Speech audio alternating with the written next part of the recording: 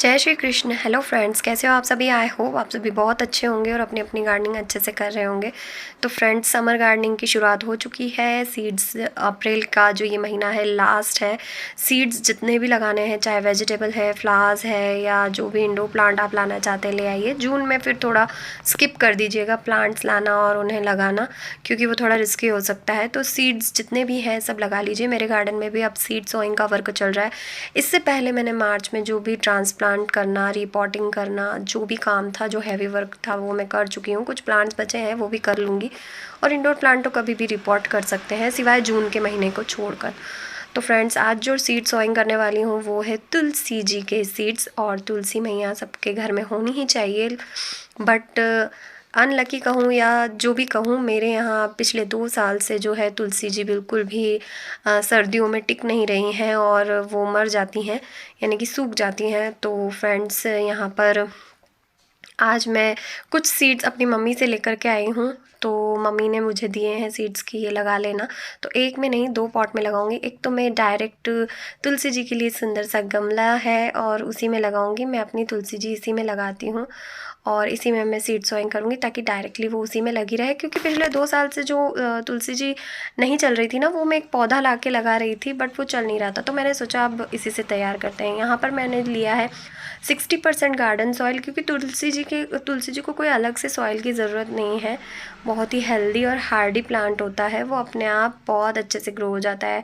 Hard soil में भी grow हो जाता है और सॉफ्ट सॉइल में भी ग्रो हो जाता है। तो यहाँ पे कंपोस्ट लिया है 30% और 30% यहाँ पर कंस्ट्रक्शन सैंड, यानी कि सैंडी सॉइल आप जितनी बनाएंगे ना, गमले में लगा रहे हैं तो जितनी सैंडी सॉइल होगी उतना ही ड्रेनेज सिस्टम अच्छा होगा।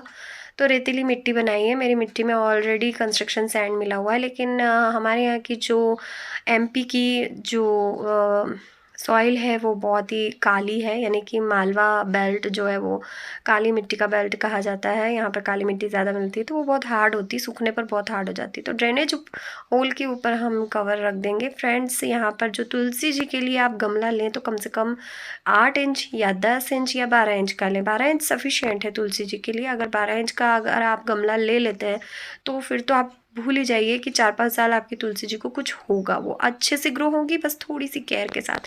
लेकिन अगर थोड़ी सी केयर आप इसमें भी करेंगे ना, तो ये भी अच्छे से ग्रो होगी। तो अभी मैं सीड्स लगा रही हूँ, तो सीड्स में तो बहुत सारे पौधे ग्रो हो जाएंगे। तो देखते हैं इसमें मैं कितने पौधे रखूँगी। उसकी अपडेट के लिए मेरे चैनल को सब्सक्राइब कर लीजिए फटाफट से। और अगर आपको मेरे वीडियोस पसंद आते हैं तो लाइक भी कीजिए।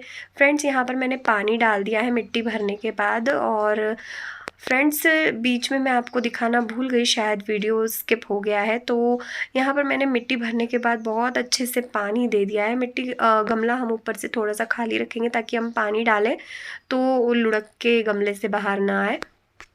चाहे खाद डालें तो वो भी बाहर ना आए। वैसे तुलसी जी को खाद की ज़रूरत ही नहीं होती है।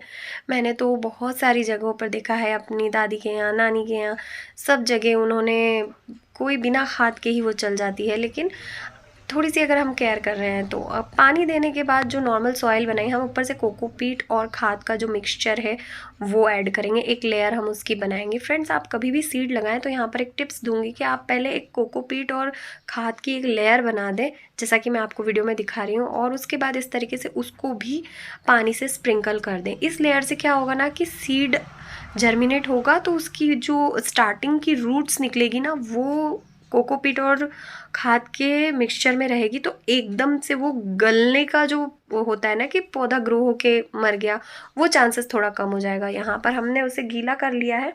अब हम यहाँ पर जो है सीड्स निकालेंगे। तो फ्रेंड्स, तुलसी जी के सीड्स बहुत बारीक होते हैं। मैं आपको दिखाने की कोशिश करूँगी कि तुलसी जी के सीड्स कैसे होते हैं। यहाँ पर ये देखिए कि ये जो फ्लावर होता है, ये जो आपको दाने दिख रहे हैं, ये तो फ्लावर है वाइट कलर के। और ये जो काले काले हैं, ये है सीड्स इसके।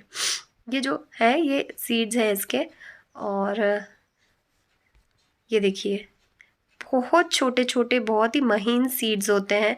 और अब हम ये थोड़े से नहीं हैं, ये बहुत सारे हैं। आप अगर सोच रहे हैं कि 1 या 2 ही आप सीड सोइंग करेंगे तो 1-2 ही पौधे मिलेंगे, ऐसा नहीं है, आपको ज़्यादा ही लगाने पड़ते हैं। जो छोटे सीड्स और बारीक महीन सीड्स होते हैं वो आपको ज़्यादा ही। देखिए अब इसमें कितने सारे सीड्स होंगे, बट होप सो इस बार ये ग्रो हो जाए। और मैं आपको ये बता देती हूँ कि ये सीड्स कब से कब तक ग्रो कर सकते हैं। आप फरवरी से लेकर के जो अक्टूबर तक आप तुलसी जी के सीड्स कभी भी ग्रो कर सकते हैं। अक्टूबर तक इसलिए कह रही हूँ, नवंबर को ऐड नहीं कर रही हूँ, क्योंकि अगर नवंबर में ग्रो हो भी गए तो तुलसी जी दिसंबर में डोरमेंसी में चली जाएगी, यानी कि सुसुप्तावस्था में, यानी कि सूखने लग जाएगी। तो फ्रेंड्स हमें सुखाना नहीं है, इसलिए नवंबर में हम ग्रो नहीं करेंगे, हम अक्टूबर तक ग्रो करेंगे। हाँ, अगर आप पहाड़ी इलाके से हैं, उत्तराखंड और हिमाचल, वहाँ पर आप कभी भी ग्रो कर सकते हैं, 12 महीने तुलसी जी ग्रो हो जाएगी। समुद्री इलाके वाले जो सिटीज़ हैं, वहाँ पर भी, जहाँ पे समंदर एरिया पास में पड़ता है, वहाँ ह्यूमिडिटी अच्छी होती है, तो वहाँ भी आप 12 महीने कभी भी सीड्स ग्रो कर सकते हैं। उसके अलावा जो बीच के जितने भी सिटीज़ हैं, इन दोनों जगहों को छोड़कर, वहाँ गर्मियाँ भी बहुत होती हैं, तो इस हिसाब से एक और पॉट में मैं लगाऊंगी। तो यहाँ पर मैं पहले मिट्टी भरने के बाद यहाँ पर पानी दे देंगे। हमेशा जो इससे पहले वाला जो हमने किया है सीड सोइंग करने का, ये बहुत ही शानदार तरीका है फ्रेंड्स, आप ज़रूर अपनाइएगा। 100% ये तरीका वर्क करता है। और ऊपर पानी देने के बाद ऊपर से एक लेयर आपको कोकोपीट की डालनी है और फिर से आपको पानी स्प्रिंकल कर देना है, ताकि क्या है, सीड्स ग्रो होगा तो इसी में इसकी रूट सबसे पहले बढ़ेगी और फिर उसके बाद मिट्टी में जा कर के ऐड होगी और मिट्टी में जा कर के वो अच्छे से जम जाएगी, तो पौधे को बहुत अच्छी हेल्प मिलेगी। यहाँ पर गीला करने के बाद हम फिर से इसमें चारों तरफ स्प्रिंकल कर देंगे। देखिए, एक एक सीड तो हम नहीं डाल सकते तुलसी जी के, क्योंकि बहुत महीन होते हैं।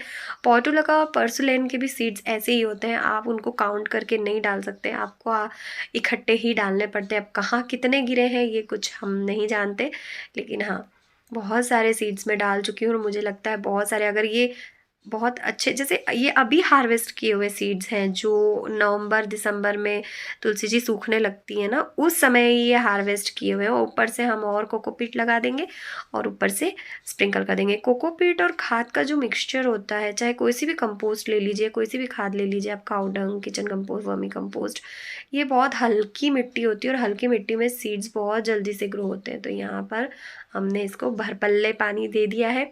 इतना पानी दे देना है कि दूसरी बार पानी आपको तभी स्प्रिंकल करना है जब इसके ऊपर की एक लेयर सूख जाए। और फ्रेंड्स, जब सीड जर्मिनेट हो जाएगा ना, आपको अगर 10 सीड्स भी, 10 पौधे भी दिखने लगे, तो आप इसे कम से कम मॉर्निंग की 2 घंटे की सनलाइट दिखाएं, इसको ढक कर के रख दें। जब जर्मिनेट होंगे तभी इसके ढक्कन को हटाइएगा। आई होप आज का वीडियो आपको पसंद आया होगा। पसंद आया तो वीडियो को लाइक कीजिए, शेयर कीजिए, चैनल पर नहीं हुआ तो सब्सक्राइब जरूर कीजिए, बेल आइकन और पे प्रेस करना मत भूलेगा। मिलते हैं नेक्स्ट वीडियो में फिर किसी नई जानकारी के साथ, तब तक के लिए बाय, टेक केयर, जय श्री कृष्ण।